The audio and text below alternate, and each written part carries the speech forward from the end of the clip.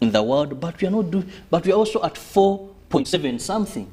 In East Africa, we have the highest, that is fertility rate. So you must now find a way. How do you strike a balance? How do you ensure that you have a healthy, a quality population? You have children are born not by chance, you know, yes, but they are born by choice, where people plan, sit and gauge. This issue of saying, you know, is an ancient thing. You just conceive. God, if God cares for the birds that do not sow, neither harvest, they were never smarter than King Solomon. I'm not saying faith, that I'm attacking faith. Yes. But you must now be practical. So a good population is very healthy if it is a quality population. And I find that is the biggest challenge now facing many African countries, that they are trying to look at the youth as the majority population they have. How do they ensure that these youth are productive? How do they ensure these youth contribute to national development rather than being a national burden or a problem or a time bomb? Now, one of the reasons that was given for us to be able to witness all this growth, of course, like you did talk about it, it's high fertility among us very many of these countries. But also, we would love to look at it from the angle and how this affects sustainability or development of a country, Felix. And maybe we would want to have a connection. What would be the pros and cons? Because I want to believe, yes, there could be some advantageous sides, but also some disadvantageous sides of this same issue. Mm-hmm. Well, it's a given that numbers may sometimes define strength. Yeah. Later on, they could also be used to ascertain the tribute to possibilities of development. For example, if you want to bring it in terms of statesman or stateship.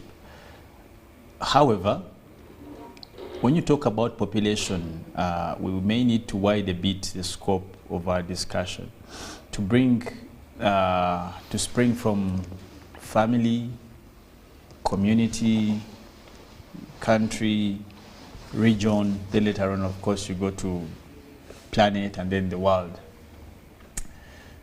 When you look at other places that have quite a high population, the big question would be, what have they used their population for? Mm-hmm. Some of the countries in the world that are known to have the biggest population, you look at countries like China, yes, India, you know, you look at Brazil. In Africa, you look at Nigeria, over 200 millions. You look at, I don't know, probably Congo. Basically, West African countries, even Ghana falls under there. Uganda stands, it's approximate, they're looking at about 45 millions. However, when you talk about population, you must talk about 4 other things.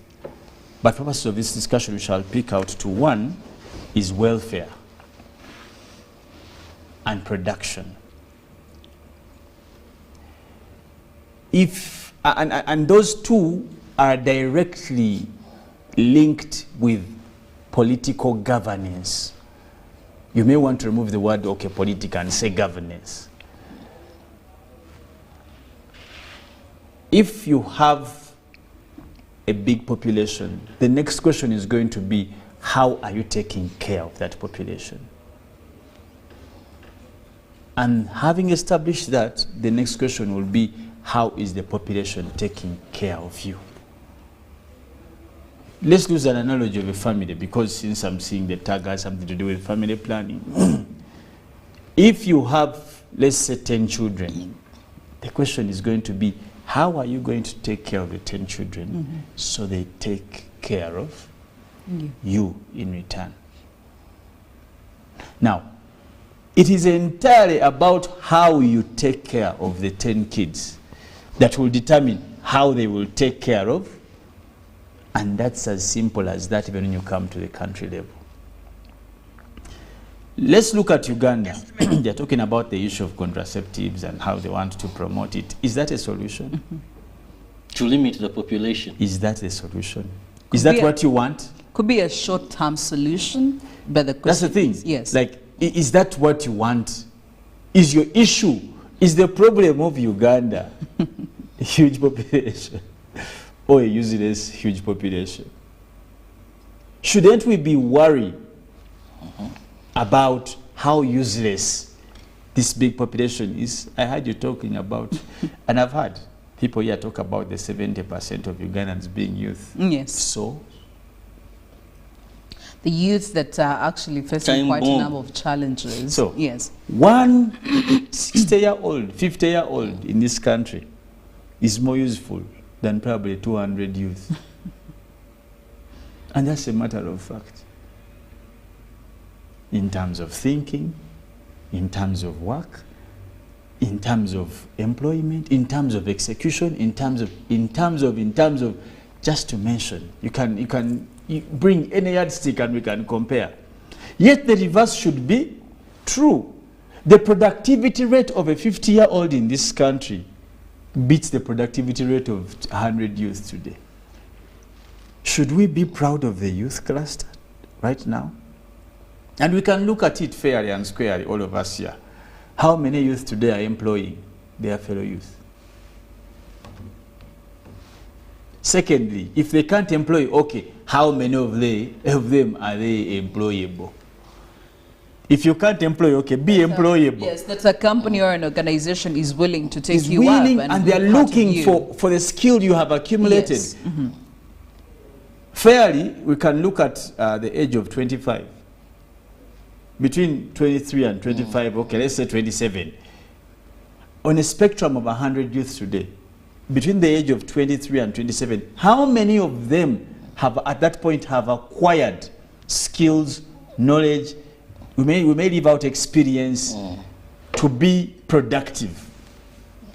Do you know what a 23 is doing today in Uganda? We can start with the town. I don't know, Robert, you're the city dwellers. At 23, between 20 and 27, what are your youth doing, if they are women? If they are women, they are focusing on how they can grow a big battle. They're enjoying life. That's the thing. When you go to their socials, what you find there, Felix has a term. He knows it of waggling, and I don't understand. I got it from you. You know, so you understand. When you go to our brothers, the men, between the age of 23 and 27, what are they focusing on lately? Very complicated stage. Now, that is the population. That is what we should discuss. The issue of contraceptives is a very easy thing.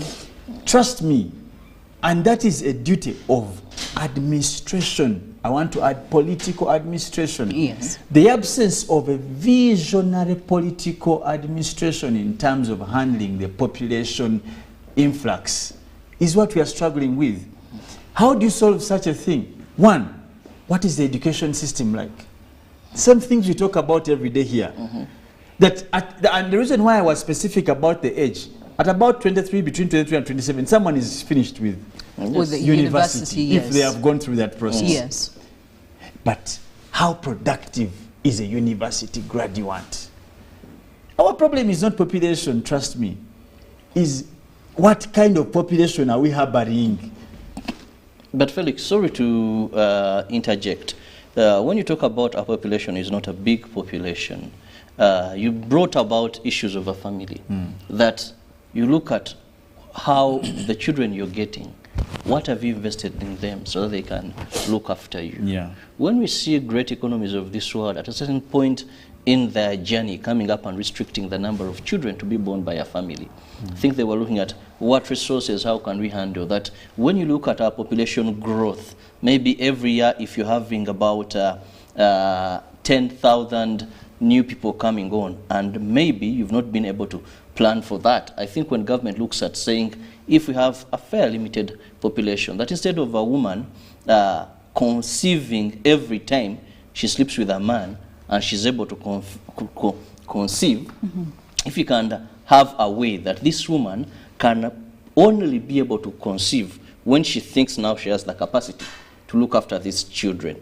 Much as government has a responsibility to look after the lives of people and provide, then it goes back to family level. So if we begin at the smallest unit of a family, saying if Robert would have 20 children, and he may fail to look after them, let him have that too. So much as the state plans and comes in, but it at individual level, its burden has a bit been lessened. Now that would be a solution, but how possible is that here, especially when you look at the Ugandan population? If you promote. Because there are people, I mean, we have talked about population over and over. Look at even in the East African region, even in Tanzania, the president had to come out and tell, you know, the citizens that, okay, women, you need to really start looking into these things. You need to start taking them seriously. But now I'm saying, what is the possibility? Do Ugandans have the capacity to understand how bad this can be? There are people who have been to school, there are people who understand these things, but what about that other population that actually, because there are people, when we go back to the social factors, there are people who believe in the power of having very many children, even when they're not able to look after them financially. But you will sit down with a lady and a gentleman and they tell you, I mean, I'll have my children. I know somehow, somewhere, they will survive. So how do you work with people who have mindsets like that? Because when you look at statistics, I think currently Uganda, we are at 35% consumption or usage of contraceptives. And this has improved for about 2 decades back. So there is progress. And one of the things you'll notice that this has helped to somehow reduce the rate of population increase. I think it's all about people understanding this more, the more available means or methods that are around there, and looking at the advantages for them to appreciate. Because to be honest, third world countries, much as they would say, they cannot sustain high populations by simply saying, let's just give it a go. Because first and foremost, they are financially incapacitated in one way or the other. Now also, given what Felix has just talked about, that the nature of our politics, away from issues of culture and religion that are also a problem when it comes to contraceptives, that some faith will tell you, if God has given a child, who am I to say that at this special time I shouldn't produce? Then some cultures would say that. But you find that this is a very huge burden to, one, the resources that are available, but also to the fact that, you see, people in third world countries may not have enough knowledge of the dangers of a high population. That's also another big problem. That for them, they may not have knowledge. When Felix says that the state can plan, I agree with him 100%, that there is some responsibility. But what is that ability of the state to do that? A child in Africa, and this is a fact you must accept, when you batter your child, police will come in and arrest you. But you see, a child in Africa is almost totally catered for or cared for by the family or parents. You may have universal primary education, you may have, we have public hospitals, but it all goes back to the fact that success of a child depends on how their family planned for them. Well, it is Good Morning Ugandan Israel, and the topic at hand, we're looking at, you know, the growth in the population worldwide. Last week it hit 8 billion, and clearly every country has a stake in all this, because we know that a population could actually grow an economy or it could frustrate it. But we were talking about here the productivity of an of a population. We just need to know how can you make a population very productive, especially for a population like ours, where we have young people. I mean, there are very many challenges. You're dealing with very many people with different ideologies. Young people, they could be aggressive or they could be very frustrating for you. But how do you get to turn a population that is largely characterized by youth to make them productive? You don't have to feel the impact of having a useless big population, Felix, because I mean, over and over and over again here, we have talked about Ugandan population here, especially the youth, and we are proud of it as we speak. Felix has already said it's quite a problematic. It's a time bomb, in my opinion. But how do we get to make them productive so that they are bringing something to the table when it comes to the Uganda's economy status? Well, first of all, there must be a table. Before we bring... Clearly, yeah, there is no table being prepared for anyone to bring, because as it is lately, we are struggling with survival. Yes. And you wonder where some men get the courage to. But one of the biggest problems we are facing as a country, and being particular to Uganda, is, and in terms of population, we are challenged with, one, traditions. Yes. Or what you want to call customs. Secondly, religion. True. And third, ignorance.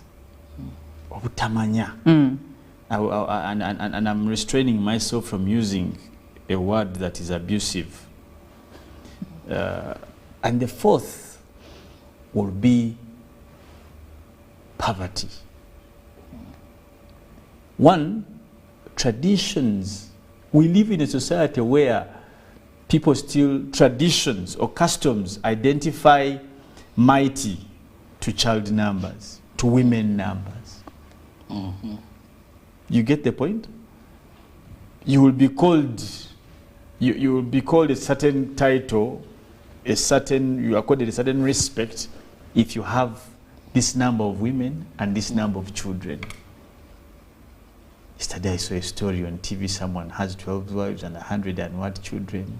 Because how are you comfortable having that? Like, how are you even talking about it very confidently? You know, and proudly like that. Look, you get your spouse, grandchildren who are over 100. So in just one family, you have about 300 people. an entire village almost. You know. Now, where do you place that in the things I've said? Customs, Felix, you get your partner, 2 years, 3 years, no child, the entire clan raises It's up. a big deal. When you go to civilized communities, and we can't fail to make reference, because this discussion brings them into play. You go to countries, the Western world, a family plans even before they have kids. Yes. They say, because of our work schedule, we can't be able to get a child in the next 5 years. Let's think about it. Now, that's why I'm talking about poverty. They can even decide to go and put their eggs or whatever, I don't know what they call them, eggs, whatever, and they keep them somewhere. So that kind of science and technology. Yes. Now, countries, because of the reasons I've told you, culture, customs, poverty, religion, ignorance, we are not intentional about children. We have children as gifts, as surprises. Before you know, the woman says, you didn't talk about anything. You didn't have a discussion about children. The next thing they're telling you, and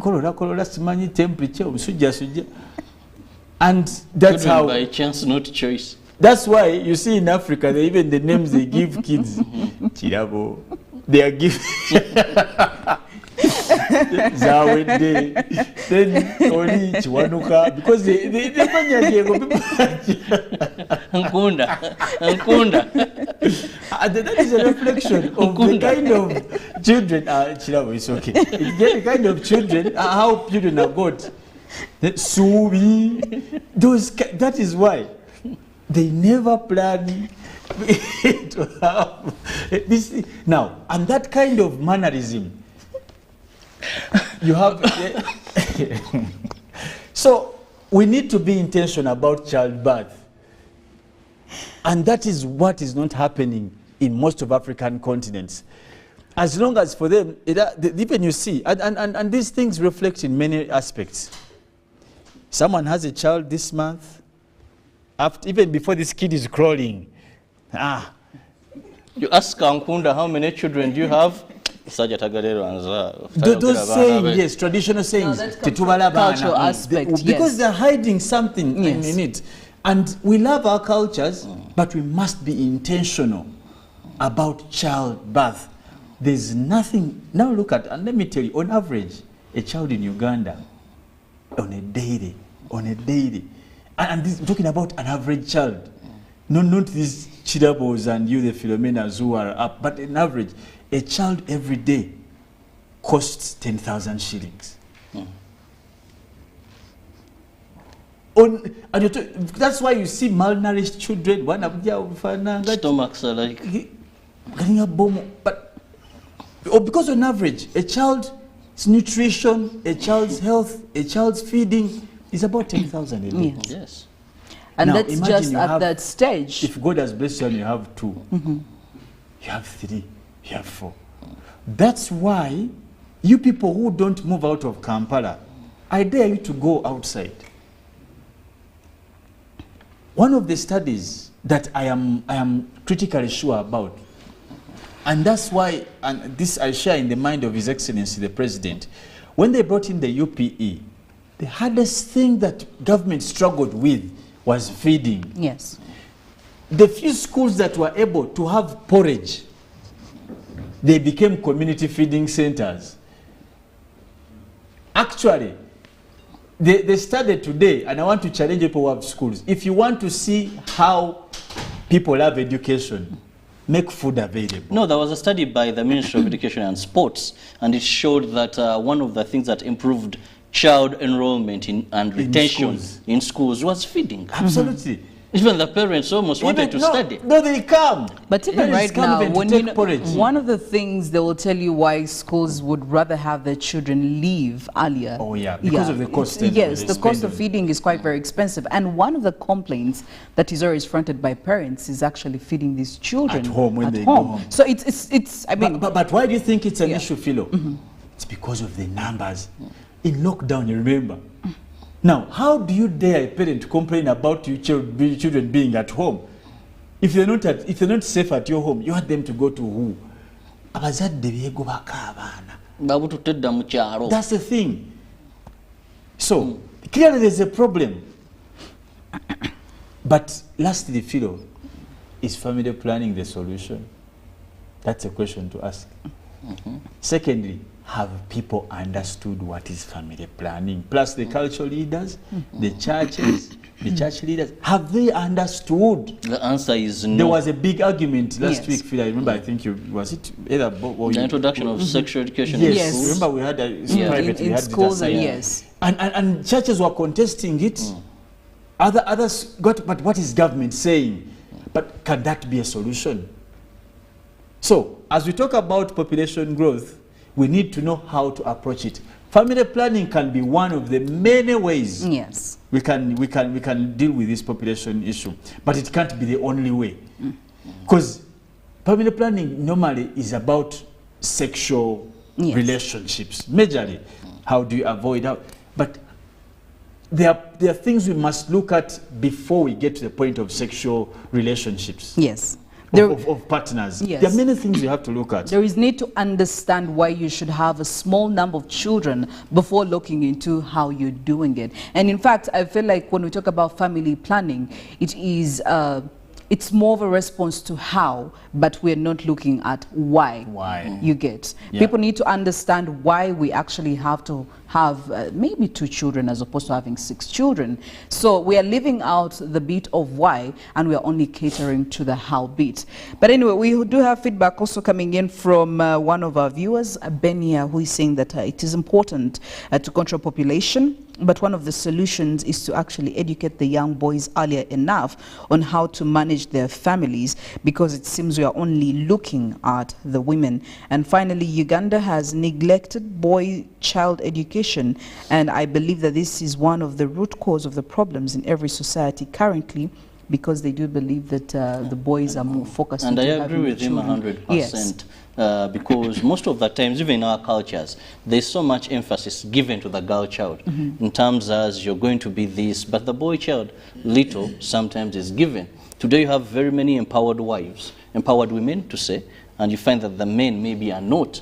And when it comes to also these family planning issues, you find that many men feel it's a thing for the woman. Yes.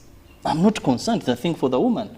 If she has not been able to prevent herself from getting pregnant, then am I the one who is going to carry the child?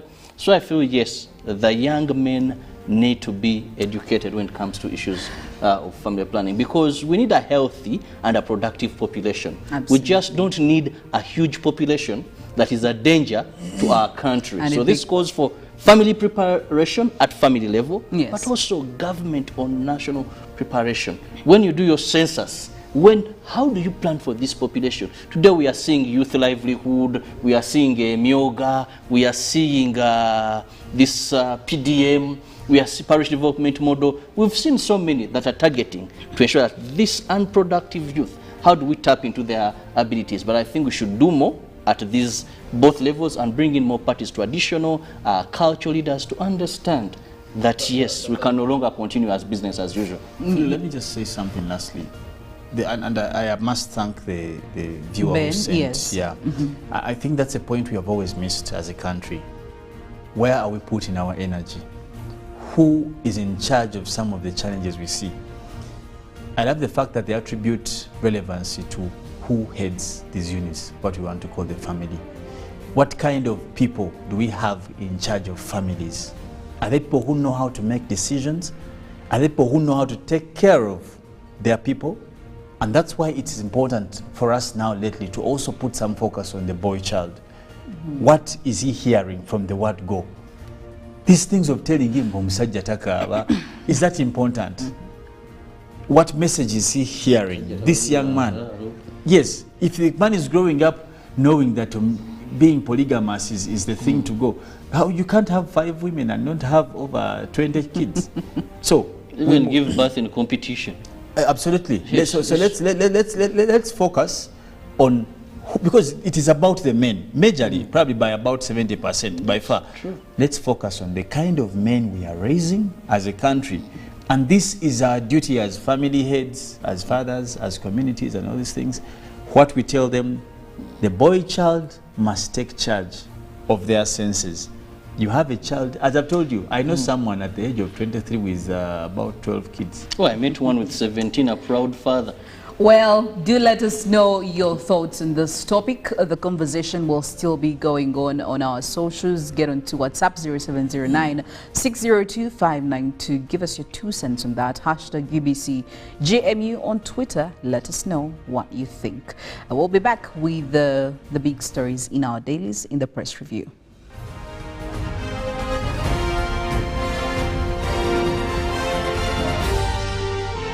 This is Good Morning Uganda. That's right.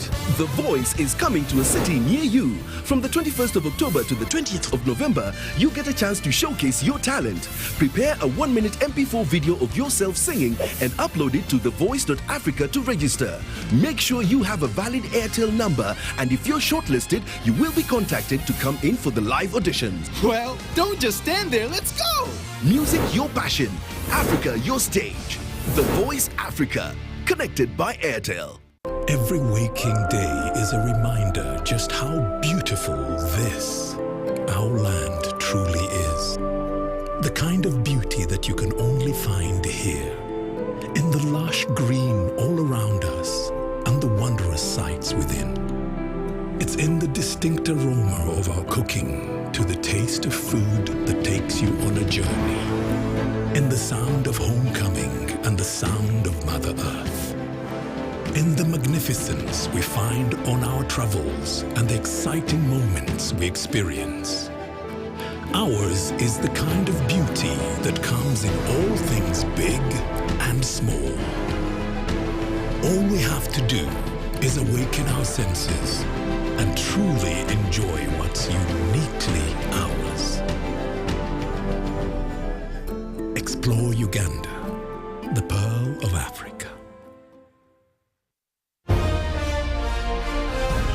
Live from UBC Studios in Kampala. This is Good Morning Uganda.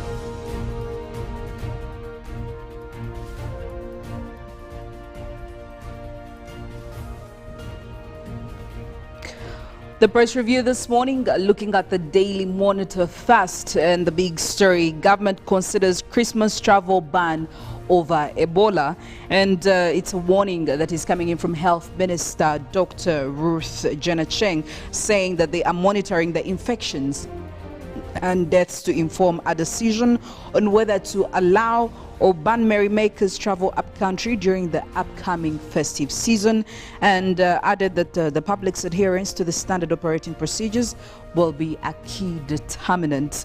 And showing you what happened yesterday, greatest football show, and the splendor as World Cup kicks off in Qatar. Quite a picture showing you some of the performances that did go down. And also still in more stories, showing you Pope beatifies Dr. Ambrosoli, and also looking at the health section, challenges of using insulin. And progressing on to the second page of the Daily Monitor, Semo body samples sent for poison test, says a doctor. Now, the former DP leader was eulogized by many for his good deeds. Now, also looking at what the widow and son had to say about him over there. DP mobilizes 300 youth for Samogere burial today. Well, that's another story you can fully catch in the Daily Monitor this morning. Now, crossing over onto the New Vision, Pope hails Father Ambrosoli's work in Uganda, and that is a detailed story on pages 6 and 7. But also they give you a big headline right there about East African community leaders issue ultimatum on the M23 rebels. Now, rebels ordered to disarm or be forced out of DRC. That is a detailed story on page 3. And also they show you a big picture right there about the MTN marathon, and with the Prime Minister Robina Nabanja right there as she was flagging off the runners. Now, in the New Vision as well, Samogere to get 3 gun salute. Details on pages 4, 12 and 14. And also they give you more on lifestyle as Mboto leaves fans yearning for more. That is a detailed story on pages 2, 52 and 53. And Daily Monitor Sports, Brave Lions get started. Mane lays Senegal their Dutch. Now, Lions of Teranga take on Dutch machinery as England Southgate faces selection headache. And Qatar, in a bad record, became the first host to lose their opening World Cup match as Ecuador cruised to a 2-0 victory over the hosts, with Enar Valencia scoring twice in the tournament curtain raiser, and showing how Valencia double punishes Qataris. Giving you again that story in full. Professor Balunywa wants moves to diversify sports as well.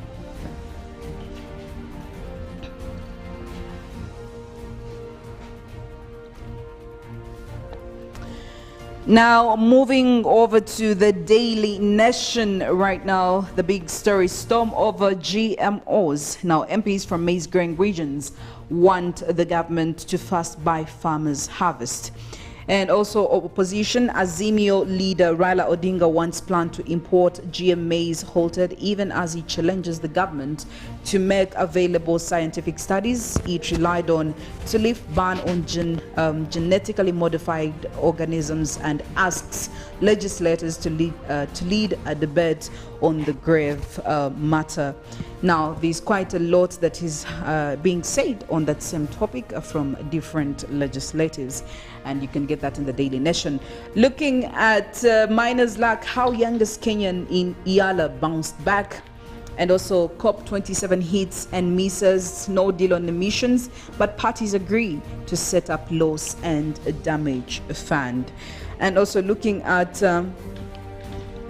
dead man walking, he was first declared dead and then sacked in a true story of pain and loss. Also giving you some more highlights from FIFA World Cup, showing Ecuador hit Qatar, Senegal on parade, and I could say this is again another match that people are hardly looking forward to. And twist and probe Pakistani journalist puzzle over US citizens. And finally, teachers sue TSC because they made sure that because of denying them access to quality medical services. Now, you could also get that full story in the Daily Nation this morning. Also, regarding our conversation we were having earlier on about controlling population growth in Uganda and how far we have traveled that journey and what could be done to make sure we, fight this as well. We do have some more feedback coming in from you, our lovely viewers. One of you saying that you don't, good morning. I don't think it's very important to teach and show people all over Uganda than what is being put ahead like politics. And you're saying there should be teachings to both young boys and girls on how to prevent it than introducing them to contraceptives, because a lot of cancer could also come out of that, and it's also a problem. And you're saying the Ministry of Health should do much about it than what is being put ahead on COVID-19 and Ebola. Well, I could say that these are also two issues we're dealing with right now, so we can't afford to, put them on the side. Okay, coming in from another viewer, Dennis, who is a teacher at Chiriandongo district, you're saying that using family planning is good, but the government should also look at the effect of it to the women, because in some areas women are suffering from it after using the family planning method. I think you're looking at more of the other side. But thank you so much for the contributions. Continue getting onto our WhatsApp and let us know what you think about all of that. But yes, getting back to our roads in the traffic updates this morning, looking at areas of Namamve and proceeding to Boyogere Chireka as you're headed towards town. Today being Monday, it's quite a very busy one on our roads here. I could really say that the roads are already decorated in reds and oranges that are quite dominant and showing that there is already traffic that has built up in several of these spots over here. Looking at Namamve as you're heading towards Boyogere, that is via the Kampala-Jinja Highway, the traffic is already heavy and it is covering up the most or the longest stretches of this road. And as you're getting closer to Boyogere town center, you'll be expecting that traffic to actually become heavier by the minute. Our cars coming in from Chobe Road joining the main road and also trying to use the same spot as you're headed towards Chireka. You could use Chireka Road, which is also not exactly free this morning because traffic has already built up on that specific road, and it goes all the way as shown over here in the map. This road is already decorated in oranges and reds, so I could say, well, you will still be facing the music this morning on the roads. And looking at Chireka, well, it's quite also very busy this morning. It's all dotted, showing that people have been quite very busy, or they really got up so early to hit the roads to get to their destination. So that is why you would be witnessing this heavy traffic. Cars coming in from Namgongo, cars coming in from Kamuli Road or trying to join this same spot are clearly causing quite some chaotic traffic over there. And it continues all the way as you're headed towards Banda. This a long stretch showing that the traffic here is quite intense and it's not about to dissipate. And as you're continuing all the way headed towards Chambogo, getting through to Nakawa, you'll be facing this very heavy traffic as already shown over here. So it's going to be a very busy Monday morning for the people coming in from that side, and the traffic intensifies as you go furthermore ahead as you're headed towards Nakawa. Looking at Nakawa here via the junction where we do have cars coming in from Tinda Road, cars coming in from Kampala Jinja Highway. We do have cars also joining the main road via Nakawa Jinja Road through Chinawataka, again causing some traffic over there in that spot. So again, please make or plan your movements just in case you haven't yet left your places of residence. As you're headed towards again town, getting closer and closer, you'll be having some more traffic coming your way. Please make planned movements like any other time. And as you're getting onto the main parts of Kampala Road, again you'll be coming across again some heavy traffic via the internal affairs, where we have cars also joining in from several parts. Yusuf Lule Road, we have cars coming in from Access Road, we have cars coming in from Wampel Avenue, Old Portobello Road. All those cars are expected to be causing some heavy traffic this morning. So yes, plan and plan and plan. Well, that's it from the traffic updates this morning, but Molen over here is going to be giving us more from weather and climate change. What is on the table this morning, Molen? Well, we're looking at the ending of COP27. Now, over 200 nations, Philomena, did come together to make a decision about what we can do in terms of climate action. That is down in Sharm el-Sheikh in Egypt.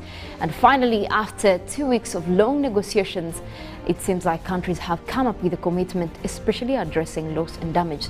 Now we'll be tapping into that and more, and of course look at what this means for countries, and obviously we'll also be looking at our weather updates. But I'll tell you one thing that I'm excited about is at least we're seeing progress when it comes to climate action. It is not enough, and that is also a voice that is coming in across from climate activists. They're looking at what could have been done, especially to increase most of these commitments. It is not a decision that we're all happy about because it is not addressing the root cause. That is where the problem is. But also when you look at the funding, will it be coming through as promised by these developed countries? That is still a big question right there. Well, I did see the Daily Nation saying that we're counting losses, we are also counting some misses, but also there have been wins that have been registered. Well, we hope to hear all that from you, Molen, as you give us more from this segment, and maybe also the weather update, what's going to be happening later on weather-wise. Will it be raining? Will it be shining? It's been quite it was a cold weekend, I must say. At least where it's there. I don't know if this is going to be the trend for this week. I am Philomena Masco. Have a wonderful and productive Monday and week ahead.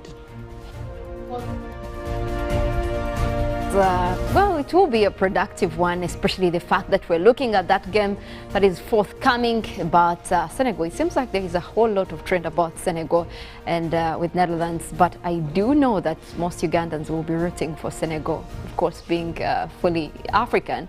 And well, we're also excited about that, but also what is exciting across the climate arena is that finally there is a breakthrough agreement, and this has been done with more consideration to loss and damage. Now, after all these 2 weeks of negotiations, we have countries bringing what they have on the table. We had climate scientists also giving in their expertise, and now we have an agreement. Now, this has been packaged in a cover decision which has been named the Sharm el-Sheikh Implementation Plan. Now, within this implementation plan, we're looking at funding close to $4 to $6 trillion US dollars per year that will be coming in from developed countries towards the developing countries, and this is meant to address most of the climate-related disasters that do hit vulnerable countries. Now, in this decision, the UN Climate Change, that is Executive Director and Secretary, were saying that this outcome will actually go on. And of course, they have determined a way forward on decades-long conversations on funding for loss and damage. And of course, this will be deliberating over how we address the impacts to communities who live in these climate-prone areas that have been worst hit by climate impacts.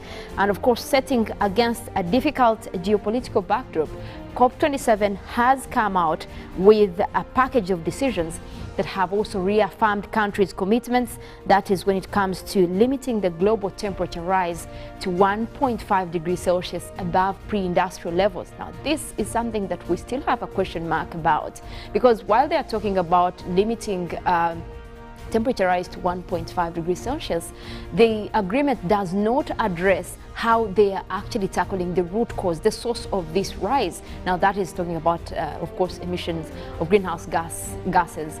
Now, meaning that since COP27 has not addressed well how they're going to cut out, especially the burning of fossil fuels, they're not going to phase out any use of that. Well, they're talking about investing more into renewable energy, but they also did not tell us how they have a plan to stop the use of fossil fuels. That is why we're still concerned that we're not on track, especially especially looking at the target that was set in 2015, looking at that is specifically the Paris Agreement. Well, the decisions that did come across were also creating a specific fund for loss and damage, marking an important point of the progress, which is also with the issue added to the official agenda and adopted for the very first time. Now, that was at COP27.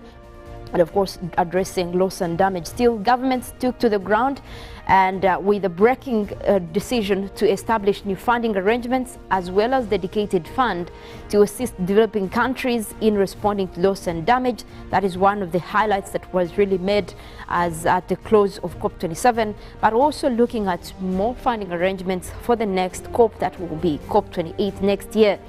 But also, parties agreed on institutional arrangements to operationalize the Santiago Network on Loss and Damage. Now, with the Santiago Network on Loss and Damage, this is an institution that was formed moving into COP27 to address mostly the technological issue of the implementation action plan. Now, they will be looking more into how they can support most of these vulnerable countries towards looking into how to utilize the climate fund, but also bringing in more institutions. They're looking at commercial banks, they're looking at institutional, also financial finances, also bringing in the technological assistance to developed countries. That is particularly the ones vulnerable to the adverse effects of climate change. Now, COP27 also saw significant progress on adaptation, with the governments agreeing on a way forward on the global adaptation plan. This is something that we saw even after the first week with adaptation, looking at how countries can now prepare to cope with the changing climate. That is all what is included in the adaptation plan, because we're looking at more of these climate impacts actually increasing. The fact that they have not even addressed how we will be stopping this means that there will be more. Yes, the funding will be coming in with loss and damage, but how do we cope with that? Because there are issues that you cannot adapt to. We cannot adapt to death. People will be dying from most of these climate-related disasters. And of course, the presidency is now being blamed by for not addressing the key issues when it comes to phasing out fossil fuels. Now, serious concerns were also expressed that the goal of the developed countries' parties to mobilize jointly, that is the $100 billion per year by 2020, was not reached. And of course, they are not sure that this will be met as well. Now, this brought in financial institutions, multilateral development banks, and international financial institutions like most of the commercial banks that were brought on board to come up with their efforts on how they're going to be addressing some of these.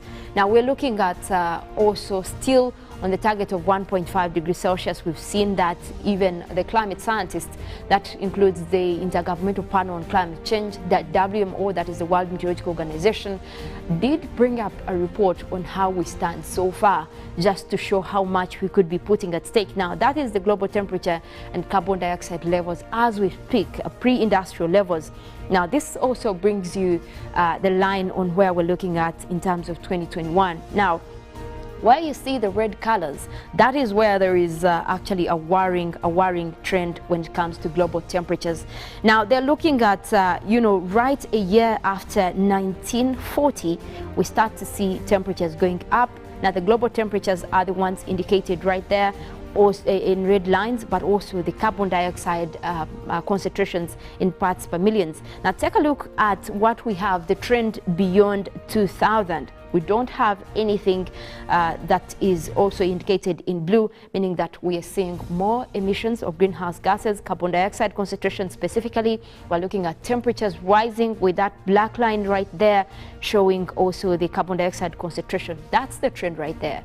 Now, if you look at what is also being shown with the years in 2000s, you look at, that's when we started changing, especially with the carbon dioxide concentration, meaning that this is something that should have been addressed at COP21, at COP27, looking at what was said in COP21 with the Paris Agreement, because then we could have at least phased out most of these emissions. And it is worrying now because the target that is being set is not actually talking about 1.5 degrees Celsius. Now, temperature rise is projected to go up to 2.4 to 2.6 degrees Celsius. That is, if the current pledges are implemented. Even then, with what came out of COP27, we are unable to get the target of the Paris set across by the Paris Agreement, meaning that we're looking at, addressing loss and damage, but we are not addressing what is causing these temperature rises. Yes, the package deal also brings in commitments from countries that they will improve on their investments, especially with renewable energy. But since it wasn't a major agreement at COP27, we're not counting on countries to come through with their talks. We're not counting on them to actually invest in renewable energy. In fact, we're seeing countries that are still investing in more fossil fuels. We're still doing that. And also, we have to remember that Glasgow Pact, the COP last year, did address phasing out of coal, but we do know that that has not been phased out completely. We have countries that did run to use of coal, especially when the Russia-Ukraine war started, instead of going into renewable energy or clean energy. So meaning that that has also not been addressed. And at this point, I think there is a lot of disappointment from the presidency of COP for not addressing the key issue on the source of these emissions. And that is where everyone is worried about the fact that this could be an implementation plan that will still require a lot more when it comes to addressing the impacts of climate change and also in terms of climate action. But we're also looking more into what could be the good thing coming from this. We know that developing countries have been suffering most, especially with climate change, meaning that at least now there is a fund that will be addressing that. We could also, what was brought about was the issue of a compensation at COP27, but that was not adopted too extensively.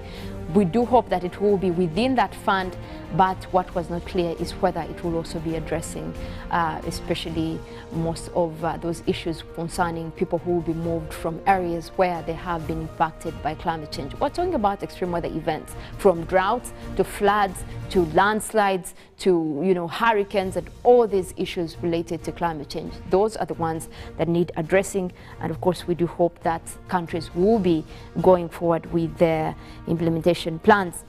Now, also away from that, we want to come back home here and take a look at what is happening with the weather. And of course, we do have a forecast that is coming in from the Uganda National Meteorological Authority with regard to what we're expecting for this morning. We do know that at least we did start off with a bit of cloudy weather for most areas within the country. And of course, that will also be clearing mostly into sunny intervals. And the forecast does indicate that we might have mostly sunny weather for much of today, especially across the northern sector. We'll also be looking at sunny intervals, especially for the Lake Victoria Basin, but we do expect to have a little bit of rains coming through for areas around Lake Victoria. Now, the forecast also does indicate temperatures around the mid-20s for most areas within Central, as well as the Lake Victoria Basin. Now, you look at the western parts of Lake Victoria Basin, that is Masaka, Kalisizo, Zimbabwe, and Rakai. We're forecasting sunny intervals, starting off with temperatures at 26 degrees. Now, southwestern Uganda, we're forecasting a mix of clouds and sunshine. Also, temperatures will be at 26 degrees. And we look at Mount Elgon Highlands, that is where we have Mbale, Bududa, Buko, and Sirionko. We're forecasting a mix of clouds and sunshine. Quite a warm morning for you, starting off at 27 degrees centigrade. We do expect a little bit of rains to develop later in the afternoon over that area. And we're looking at the eastern part of Lake Victoria. That is where we have Tororo, Busia, Iganga, and Jinja. We're forecasting sunny intervals as well, and that will be starting off with a warm 27 degrees centigrade. We look at eastern Uganda, Soroti, Katakwi, Amuria, and Kumi. Mostly a sunny morning for now, but that will be with intervals of cloudy conditions as the morning progresses. We're looking at quite a warm morning for you, and a bit hot at 28 degrees centigrade. Now, similar weather is forecast for the eastern part of Central. That is Rwero, Woblenzi, Bururi, and Nakaseke. We are looking at also quite a hot morning for you at 28 degrees centigrade.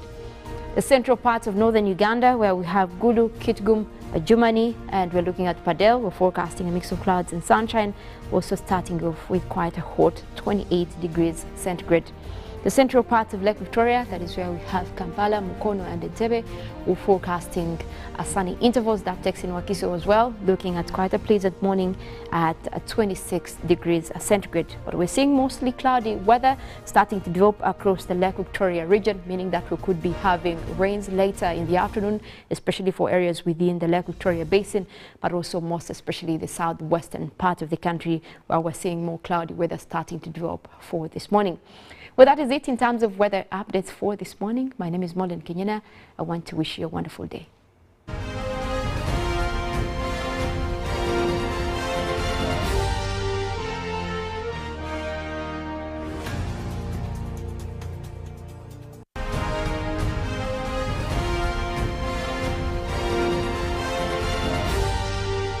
This is Good Morning Uganda.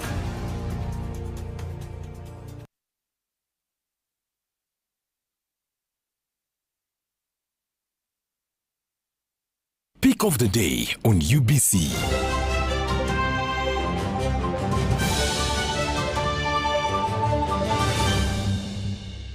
Was brought to you by.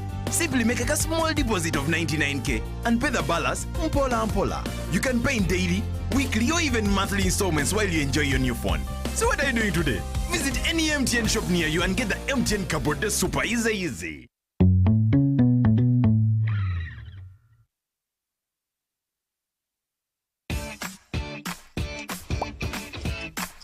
Welcome to English in a Minute. You already know there are 7 days in a week. But what is the it in this expression? Jonathan, I've been working on this project for the past 15 hours. I am so tired. 15 hours? I think it's time to call it a day, Anna. I can't stop now, Jonathan. I must get this done. The other half of the project isn't due until next month. For real? Yeah. Call it a day, Anna. To call it a day means to finish doing something for now. This expression is usually used when talking about a person's workday. From the looks of it, Anna probably should have called it a day a few hours earlier. And that's English in a Minute. Every waking day is a reminder just how beautiful this, our land, truly is. The kind of beauty that you can only find here, in the lush green all around us and the wondrous sights within. It's in the distinct aroma of our cooking, to the taste of food that takes you on a journey, in the sound of homecoming and the sound of Mother Earth, in the magnificence we find on our travels and the exciting moments we experience. Ours is the kind of beauty that comes in all things big and small. All we have to do is awaken our senses and truly enjoy what's uniquely ours. Explore Uganda, the pearl of Africa.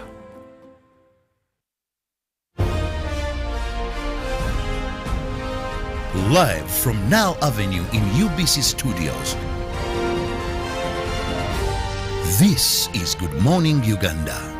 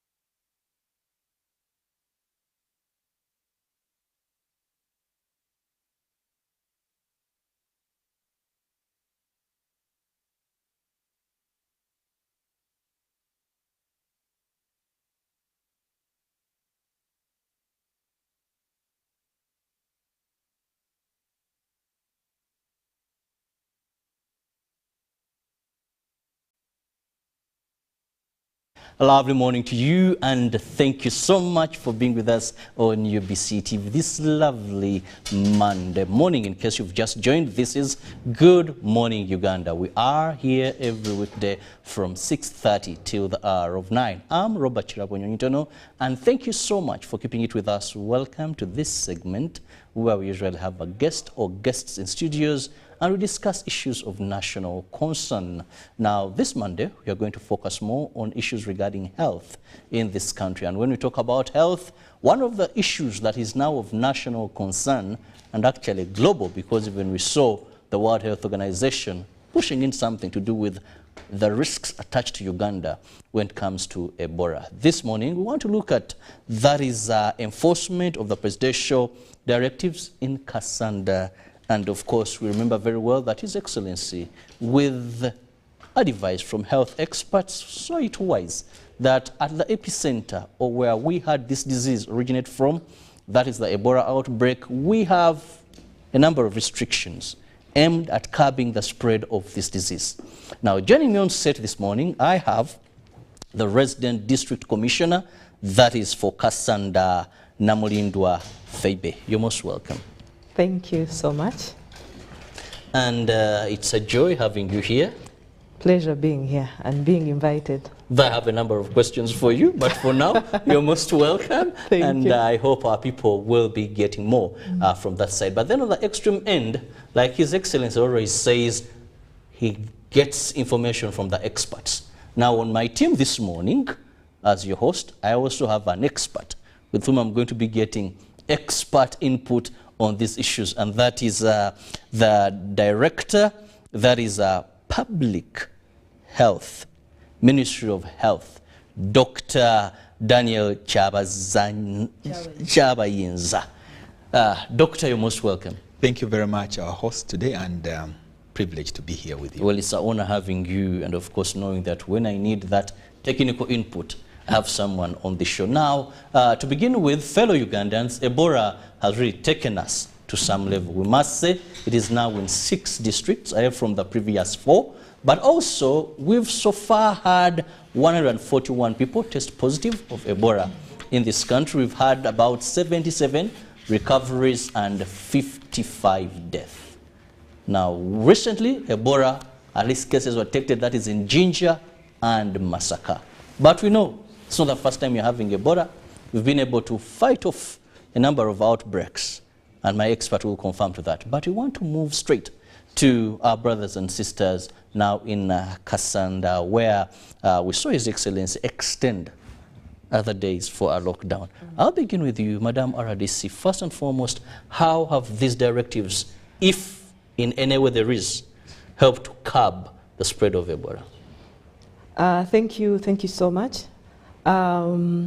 Initially, like you heard the President say, and the team from the Ministry of Health, our cases, the prevalence of the cases or the confirmed cases that we had gotten by then, where they felt it wise that that Kasanda is being put under the red zone because of the continuous movement of people from Kasanda to other parts of the country, and then also the fact that our cases were increasing rapidly.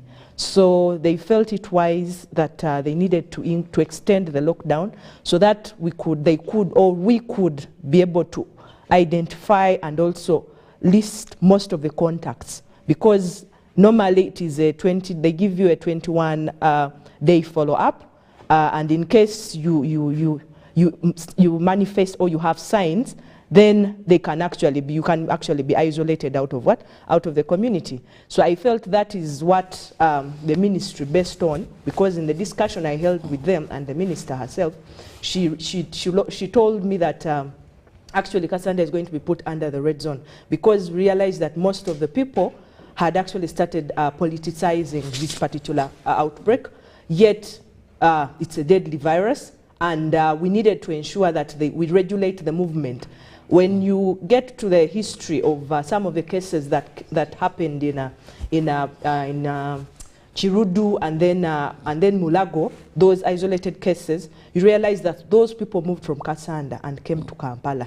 So we felt it wise in order to minimize on their movement, to ensure that we are, if we're under a lockdown, then movement can be managed, okay? And then also we can also be able to do contact listing in the various homes. We can be able to follow up on most of these people. So that is what the ministry based on to put us under a lockdown. So the extension, to me as a person, I found it very, very important, honestly, because we had people, we had new cases. We needed to ensure that we comb every household.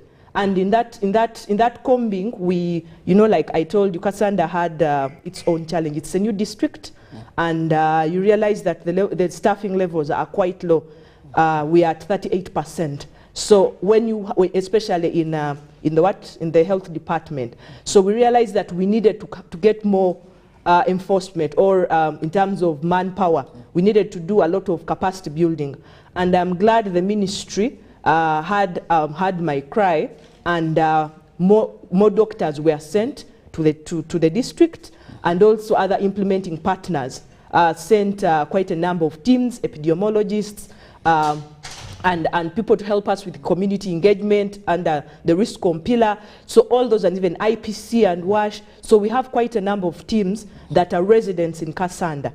And these are the ones that have helped us ensure that we comb all the corners of Kasanda. And as I speak now, realize that our cases, I think in the past week, we have not reported any new case. But that doesn't mean that there is no Ebola in Kasanda. So it means that we are still following up. And the good thing is that the few isolated cases that we've gotten, these are still within our ring, the ring that we put up, where these contacts, these are contacts to some of the cases we have. So those are the ones that are turning positive. So this is attributed to, we had trainings of the VHTs. We had to rejuvenate most of the task forces, that is at the district, at the sub-county task forces, the village task forces, and also this time around we included the parish task forces to ensure that we monitor. What I know from the experts is that they have informed us that Ebola is a community-led disease. So it is only the community that can be able to fight Ebola. Me, myself, I can be a leader. I can lead the community, I can mobilize. But remember, I'm also not a doctor. So in a way, my most important thing is to create awareness for people to know that there is Ebola. If I have these particular symptoms, if I am not feeling well in such a way, let me rush to the health facility that is nearby. And then also, when we have these VHTs, because we trained the ministry together with the partners, they helped us train in Kasanda more than like 1,000 VHTs. And this was in addition to the number of VHTs we had, because initially I had over like 500 something VHTs. So this number are the ones that are really moving household to household to help us ensure that that those, they talk to the communities, because we trained them for 3 days, you remember. So these are the ones that are helping us. But also, initially the politicians were not on board, because some of them had their own, you know, politicians and the issue of politicizing everything. But eventually when they realized that some of their friends, some of the people they knew, for example in Chikandwa, where Honorable Nsamba comes from, realized that we lost most of our cases were coming from there, and then also Chiganda. So when they realized that some of the people in the community are actually dying, and the reason as to why they are dying is because they have been confirmed as to have Ebola. So some of them actually came up and they were like, what should we do, Madam RDC? They started attending the task force, the district task force, to map out ways, because this disease is not about the RDC, it's not about the president, it doesn't discriminate. So when the ministry advises the president looking at the outbreak and what the eventualities are, then it is our all like entire collective responsibility. All of us have to take a part. Well, that was said, what is being done there, and I'm happy that you've mentioned some positivity. Now, this takes me to the expert. Doctor, first, help our viewers better understand how is Ebola spread or contracted, because that will make them appreciate some of the measures that are put in place. And also, there is a myth, or there's some certain misinformation that maybe this, as we talk, yes, Much as the RDC has spoken, Ebola is there, Ebola is real, to the public as an expert regarding that belief. You still find many, when they hear we need these billions now to do this, we need about 65 for this particular time, they're like, they have started the money. We told you. So let's begin with those two. Thank you very much. Our dear viewers, we've consistently been able to share the information. Ebola is a contagious disease. Contagious means it moves from one person to another. However, Ebola starts in animals. It's a zoonotic virus. It starts in animals, which animals we know that have been mapped to have these viruses. There are 6 types of Ebola viruses. The most common ones is the Zaire and the Sudan. In Uganda, we've been consistently having the Sudan variant. Ebola, if it moves from animals to people, can then be spread from one person to another. It starts with symptoms like headache, fever, stomach pain, or pain right here we call epigastric. In the local languages, chinsimbye w'omukifuba. There is a lot of weakness, vomiting, diarrhea. Some people can get convulsions. Some people start bleeding from all the openings on the body. We have about 6 openings on our body, if we bother to count them. They can all release fluids, tears, saliva, mucus from the ears, from the front and back, private parts. So all those start bleeding. But bleeding is a very late sign. It's a very late sign. So people say, we have not seen people bleeding. No, because that is a late sign. So whatever you touch which comes from a person infected, and he's already showing signs, that means they are infectious, very infectious. When you get infected with Ebola, it takes about 21 days. They call it incubation period. Incubation means you are cooking up the infection for it to start showing. If today I got in contact with somebody sick and I'm not protected, I touch their saliva or their blood or their sweat or their tears, that means between 2 days and 21 days, I am not sure whether I did get infected because I've come in contact with infectious material. How is it spread from one person to another? Especially the highest kind of people we see getting infected are those taking care of the sick person. You are turning them, you are lifting them, you are feeding them in the mouth, you are using the same cup, and the health workers who receive the patients, who help them in the hospital, the people who participate in the burial, whoever touches a body. By the time the virus, let me go back and say, when you get the body, when you get infected in the body, the virus starts multiplying. It grows in number. You have no signs, no symptoms. It's still growing. When you start getting signs and symptoms, you get a fever, the body knows there is something foreign in us. The head starts paining, you start vomiting, you feel weak. Means the virus is beginning to overwhelm the body, and the body is also responding. That is the time you start able to infect the next person. When you do not have those signs and symptoms, you cannot infect. However, that is the only period we have to get people in the community and say, if you've been in touch with somebody, we take you away. That is the public health intervention. Because we know it's just a matter of 21 days, or within those 21 days, if you are truly infected, you are going to start infecting others. So quarantining or taking away people from the community who have had direct contacts is a public health measure to make sure that even if I got infected, I'll be in a safe place. The doctors will start looking after me quickly, and there are chances of recovery. If I step back in my family, and I refuse to come back to where I can be given care, I am going to infect my family. The people who love me most will be the people most affected. Therefore, the best way to avoid is to listen. When you have been in contact with somebody sick, please come, let's take you for quarantine, let's isolate you, stay alone. There is a doctor who fell sick and had gone to Nyangabo. But because he was a doctor, he knew and he suspected that he's actually sick because he was working in Mubende. He was in his home. He didn't talk to his wife or children. When he fell sick, Unfortunately, he took a border to Fort Portal. He was saved. He was treated early. But because he had not interacted with the people when he had signs, there was only one case in that whole district. So we know the science. We know what we can do to prevent the spread of the disease. So with us now, we show it as one of the 7 districts affected. But it's now gone almost over 60 days.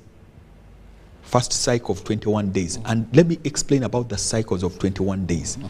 The incubation period is 21 days. So if somebody has not shown sign in 21 days, probably he was not infected. But that is one person. So when we finish the first 21 days, then we look at the community. If there is now no case in the community for 21 days, that means we can declare a district free of Ebola. But because we don't have all the information, people do not come to report in time, people politicize, people are poor, people may die quietly and we don't know. So we keep tracking all the information. That's why you heard the RDC saying we have epidemiologists, we have community engagement team. We are talking with the people in the community. Actually, this disease can end in 2 weeks if every community said we are not moving. Every sick person we are giving you to the community for treatment. Every person who came in contact with a dead person is not trying to participate in the burial. So then we are able to say you have not transmitted the disease from here to your next person. The disease dies with you or you are treated and healed. Very useful information there. Now you know how you contract. We know how we should avoid this. Well, there is a number on your screen that is 0709 60 25 92. 0709 60 25 92. You can be part of the topic of discussion by simply sending me a text message or a WhatsApp message on that number. And I guarantee you, the expert plus the enforcer that I have in studios will be able to respond to all these questions. Now, coming back to you, Madam RDC, one of the interesting things is we want to know, Dr. Daniel has rightly explained why people should obey, actually, why people should comply with the presidential directives from a scientific and expert point of view. But going back to your area, how are people complying, receiving? Because we know in fighting a disease, enforcement matters. But also people appreciating why you're carrying out an enforcement. I'm reliably informed it is in your area of jurisdiction where a family found it wise to exhume a body. Unwise. And for them they found it wise. It was to exhume a body and ensure it is buried within what they believe takes one to heaven, rather than these earthly experts. A person has been faithful to his faith, now missing heaven because of the process of burial he went through. So are they complying? Okay, thank you so much. Initially, you know, when it comes to, because human beings enjoy being free, and we have our own beliefs and traditions that we go through. We're Africans, honestly. But when, because initially I remember the president saying that he never wanted to lock us up. Remember the first outbreak, doctor? The president was like, it's okay, we can manage if we comply, okay? And people were pushing that we have a lockdown. So in a way, when we got cases of a person who went to Chibuku to bury, and yet that person had a sick, like wife in the family, then it became a point of concern. Then the other issue, the fact that I have quite a number of people who are doing casual work, especially the ones in the border industry. I have people who are in the mines. I have people who are doing all sorts of activities. You realize that following guidelines was a little bit, it's actually a little bit hard for us. And in the president's recent address, he talked about it, because this is the biggest problem we are facing. Initially, border riders had been stopped from moving. But because of the public outcry, we went and held a meeting with the minister, and then I think later on it was reversed, where they said border cyclists can actually carry cargo. But in that week when border riders were late to carry cargo, oh my God, you don't know the number of cases. I think we hit 12 cases in a spill of that other time. And in a way we cannot, because I'm not a scientist, but because most of them had failed to adhere to the guidelines. We tell them carry cargo. You find that at some point, because we cannot deploy officers at every like one centimeter, we cannot do that. We don't have that manpower.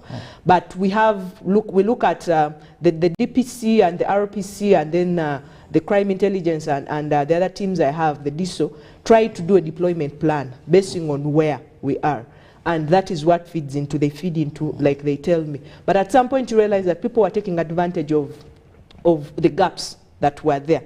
We have porous borders. We have, now Kasanda is in the middle of Muwende, I have Mitiana, I have Chankwanzi, I have Chivoga, I have Gomba.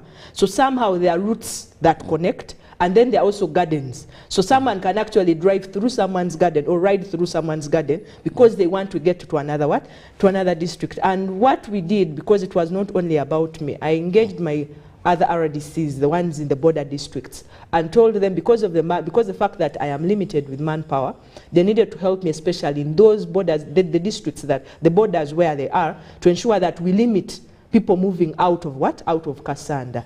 But as we speak, we still have those that don't listen.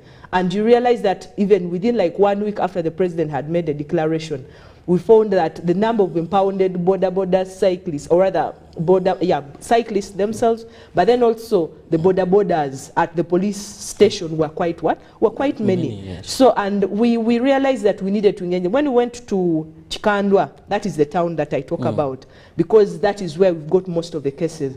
When we went to them, most of them had the border cyclists, and most of them are youthful.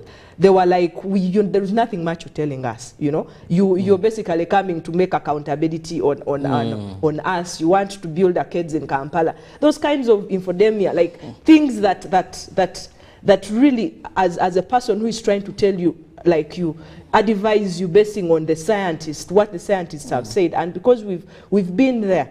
I handled Ebola at the time it was in Luwero, because I was already in Luwero at some point, that other outbreak that doctor is talking about. Then we had COVID. Now we have another outbreak in Ebola in Kasanda. So you realize that when we talk to them, most of them, the time we're talking to them, they felt like we are basically blowing cast, or putting like the cart before the horse, which was very unfortunate. And then you say you're actually building a mountain out of a hunting. That is what we have, and it's a big problem this generation. It's a huge problem. Me as a youth, me as a person who is in that age bracket, I feel extremely sad, because sometimes when you talk to someone, it's not until one of them died that all of them actually scattered and left the town. Which was very unfortunate, because we reached a point where we told them, you know what, if you decide not to come early and be given the symptoms, because the ministry has put up a lot of information on media. You guys have communicated to the people. You've created awareness. Every after 5 minutes or 2 minutes, there is a commercial break on the radio, there is a commercial break on TV, where they're talking about what? Ebola. And someone just chooses to desist and basically not follow. So we told them, you'll come to us. And eventually it happened, because they started dying one after another. And when they started dying, that's when they came to us. But the problem is that sometimes when they come, like the doctor says, they come when the body is extremely weak.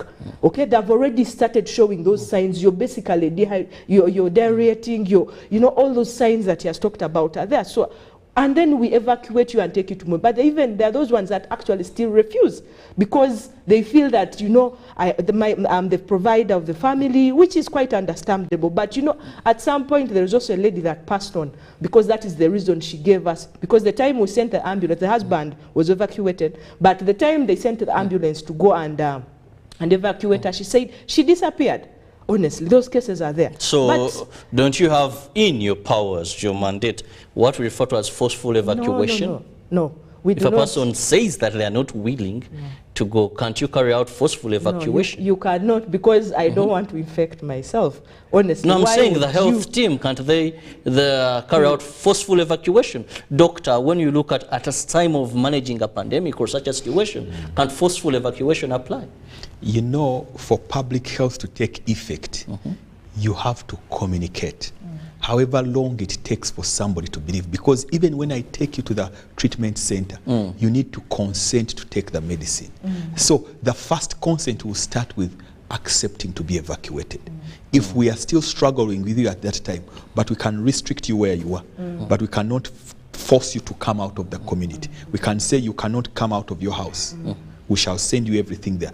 But because medicine practice and care starts with you accepting that I am now in the hands of those who know, so that when they take me wherever they have to take me, I'll take the treatment and the guideline. We don't want you to get there and then you run out. Because we've had some people, when they are once tested, well, there's a person who ran out of quarantine. So we want to minimize that as much as possible. But you see, the president said there is full accountability. The people can account for their actions. The person who refused to be evacuated died. Okay. So everybody now knows you refuse, you die. Those who accepted to go survived. Full accountability. The people who participated in giving rituals to a dead body died. Full accountability. So now everybody knows you do it. If you take so long to understand simple message, the repercussions are so much for us who remain here because they have infected health workers. We suffer because people don't listen. We are just caught up in our work. Because we need to care for others, we end up losing our own lives. So the appeal is the health team cares. Your leaders care about you because you are not yourself, because you belong to a community. Once you don't listen, you are a problem to the rest of the community.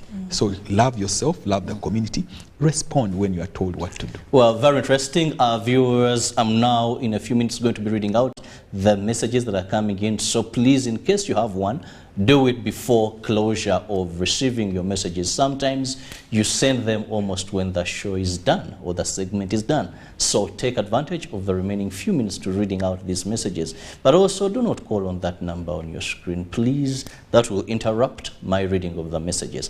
Now, Doctor, one of the challenges we are finding in this fight is certain things that confuse the public in understanding. And as a journalist with my ear on the ground, now that I have an expert, I want you to throw more light. You know, in the campaign of fighting any disease, right information is power, but also demystifying and explaining to some of these situations that the layman may not understand. Yesterday, we had a huge gathering of people in Korolo. These were guys running, sweating, panting. And so someone came and told me, Robert, from a layman's perspective, if you're talking about not gathering, if you're having restrictions, then how come you're having thousands of people converging in one place after running and exercising, panting and sweating? He said, well, I'll have the expert tomorrow. He said, these are some of the things that maybe you don't understand. But I said, wait for the expert's view. Why some of these, we still have matches, to have some places open. And now I put it to you. Thank you very much, Robert. But let me first give a disclaimer. There is no single expert who knows it all. So it's a collective of information. Even the experts themselves first disagree on some facts, but they come to a common conclusion. We know how Ebola is spread. We know where the cases are at the moment. We know we have a lockdown in the epicenters. We know that in the last 7 days, we have not had a positive case. The last case was on, I think, 12th. There are many things we look at before we make a decision which affects people's livelihoods, people's plans, and other health services. So when an event goes ahead, all those have been put in consideration. For a lay person, he will look at, say, there is Ebola in Uganda. Why are the planes still flying out? There is Ebola in Uganda. Why is the marathon going on? The country is not under shutdown. The districts have restricted movements, and there are district people being followed up, and contacts cannot be allowed to move.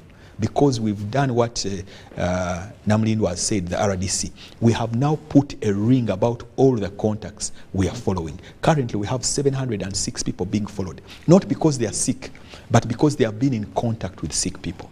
So when we take decisions as a nation, we have had debates and scientific review of what can happen. Otherwise, we will not paralyze the country. because we are in the control, we have the facts, and we think people are reasonable. I wanted to talk about who can spread the disease. There is no person coming to a marathon to line up when they have Ebola at the stage of spread, because the headache is so severe, the back pain is so severe, they are vomiting, they are lethargic, they are so weak, they are on their beds. That's when they are. So even in the worst case scenario, a sick person is not going to show up. Like we saw the Prime Minister jumping and exercising, there is no way somebody who is unfit can attempt 21 kilometers. First of all, they will not be eating. So you can put all these facts to a lay person, say, when you are sick, do you ever leave your home? Somebody was also talking about not only that, even the less people were saying, why did you close schools? Have you ever told a child of 4 years that you are now under observation, don't move?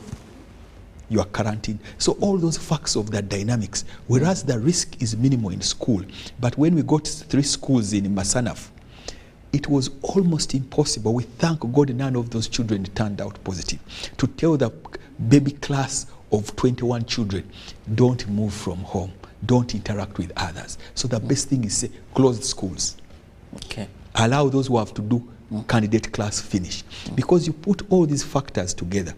But we may also err in somebody can come up with a better argument. Why did you do this? Why did you do this? It's like I was watching football. Us watching have made a device for Qatar than those on the pitch. That one. So that's the layman thinking of trying to coach people on a screen. So when the laymen give these things to you, also take them through a process of thinking. Did you consider this? Did you consider the economy? Did you consider the output of such a run? Do you know what it means to cancel? Yet we are saying our country has managed Ebola. This is the 8th outbreak. Okay. Now, I'll have to run through the messages. I see time is not so much on my side. And let me begin with those from SMS. Thanks for the program. I'm John from Kinyara, Masindi. Is Ebola treatment free of charge? I think that will go to the doctor. Then, good morning, but UBC. I'm Alexander Ocheng. The doctor rightly states Uganda as a country, we have experienced a number of variants of Ebola, the Sudan type. I think he said. My question then, why haven't we developed capacity to deal with these outbreaks? Because this is not the first time we have an outbreak. Well, we also have many are thanking you for the show. So let me also now look at those coming from WhatsApp. There are quite a number, but I'll see how best we can go. Robert, I am OK Tayo, Nelson Mandela, Ginger City. I want Madam Radisi to comment on the MTN marathon yesterday. Well, I think that the doctor has expounded on that. Good morning, I am Timothy. Doctor, kindly comment on the prognosis okay, of the disease and how to improve it. Thanks. If one person has Ebola in the family, do you take the whole family? Or RDC, that is yours. Okay. If someone does what? If one person in the family has Ebola, do you take the whole family? And finally, Madam RDC should use the health team to sensitize the public, despite the fact that she fears to contract Ebola. Okay, in the interest of time, let's just go with those two. I'll begin with Madam RDC, and then I think the doctor will wind up. Okay. One of the responsibilities I have as a chairperson of the district task force is to ensure that I coordinate all the pillars. That pillars are more or less like the guidelines that are set by the national team, national task force to us, because it's managed in certain stages. So I have teams that are under risk communication that are responsible for engaging the community, where I also have to take part as a mobilizer, because my team, like today, I have the doctor who is basically handling the technical bit of the discussion we're having, and then I come in to ensure that I talk about the directives and then the implementation, because as a chairperson, that is my responsibility. So it's not, yes, I do fear contracting the virus, but the doctors, the experts I have at the district kind of tell the do's and the what and the don'ts, because at the end of the day I need to ensure that Ebola is in the interest of time, why should you take a whole family? we should, it's not like we take the entire family, because like the doctor said, we do contact listing. So the contact listing is about if you have been in touch with a confirmed person. Before you start showing signs, we need to isolate you, or you can actually even do self-isolation that the doctor talked about. Because by the time you start, after the incubation period, the 21 days, and you start showing signs, so that means that you're able to what? To be able to infect other people. So it is important that you give us information if you've been in contact with a person who has been confirmed having Ebola, for your own good and also for the safety of others. Because when you start showing signs, then you can be able to transmit the disease. Okay. Dr. Daniel, as you answer this question, give me also your final remarks. Treatment of Ebola is free in the whole country. And as the RDC has told you, we just get who you are, we take you to isolation, we look after you. If you need treatment, we have almost 6 treatment centers: Kasanda, Movende, Kampala, Entebbe, and Mulago. Treatment is free. Why don't we have capacity to treat and manage the Ebola? Because the public is not listening. We cannot going to lock up everybody. If nobody moved from Kasanda to Mubende to Kampala, there would be no outbreak in Kampala, Masaka, and Jinja. If all people had remained when the president said, stay where you are, we would have no problem. So we have the capacity to manage, because we've treated and we've had almost 41 people treated with only 18 health worker infection. That means we know how to prevent the disease, even if we are handling you. We have so many, 77 recoveries. So the final question, what is the prognosis? Prognosis is to ask, if I have the disease, what are the chances that I'll survive? From the record, from all treatment, from all interventions, 1 in every 2 people, 1 person survives, another one dies. So it's like Jada. So that's why you should come very early. Majority of the people who survive come early. Thank you. So if I began showing signs, don't wait for signs. If you have been in person and you've buried and you know in your family there was somebody sick, come to that quarantine site. And call the numbers. Let us know. We have alert numbers that have been communicated to everyone. So let us know and come in time. Then the health workers can be able to save. And for me, my final message, the health workers, the health fraternities care. The only reason we wake up every morning is to make sure we care for the sick. So we are supposed to be in a good relationship. Come and trust us for all other treatments, like you've had us treat you for other things. Ebola is not different. Well, I want to thank you so much, Dr. Daniel Chabayinze, that is Director, Public Health, Ministry of Health. I want to let you go, but it seems you have something burning. No, like seriously, because the biggest people that have given us headache in this fight are youth. So I want to appeal to all the youth in this country. We need to be responsible. We need to take charge of the kind of future that we want. You are not going to push and then request for that future. It's not going to be handed over to you. So it starts with you being responsible. Take that step. When we tell you that you're not allowed to move, now we have children who have gone back. This is also my humble appeal to parents. We have children that have been in school, and then we have especially people in Kasanda where we have a lockdown. So take up the time and ensure that you notify and let our children know, limit their movement, let them not go out, because the responsibility of taking care of that child is for the mother and the father. So please take charge. No one wants to lock you up, no one wants to take your organs. What we need a community that is free from Ebola, and like we said, Ebola is community-led, but it can also stay in the community. So the responsibility and onus is on you and me, the leaders. Ensure that you notify all your leaders about how you're feeling. The VHTs are in your homes, moving door to door. So please ensure that you use those alert numbers that we gave you, so that we can be able to pick you in time, so that we don't lose you. Uganda needs you. Thank you so much, Madam RDC. Now, VHTs refers to Village Health Teams. That is the group she's been talking about. I'll leave you for now. I know the sports team is very ready. Thank you so much, Doctor, for your expert input into this. And of course, Madam RDC, for that humble appeal. But we will not beg you not to die. I think that is one thing we must know. We're not going to go on our knees to plead with you. It is your life. It is your responsibility. Have a lovely day.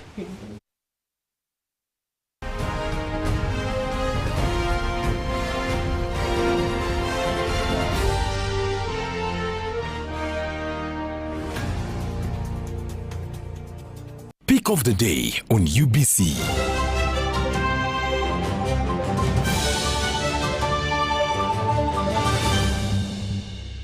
Was brought to you by Simply make a small deposit of 99k and pay the balance mpola. You can pay in daily, weekly or even monthly installments while you enjoy your new phone. So what are you doing today? Visit any MTN shop near you and get the MTN cupboard super easy.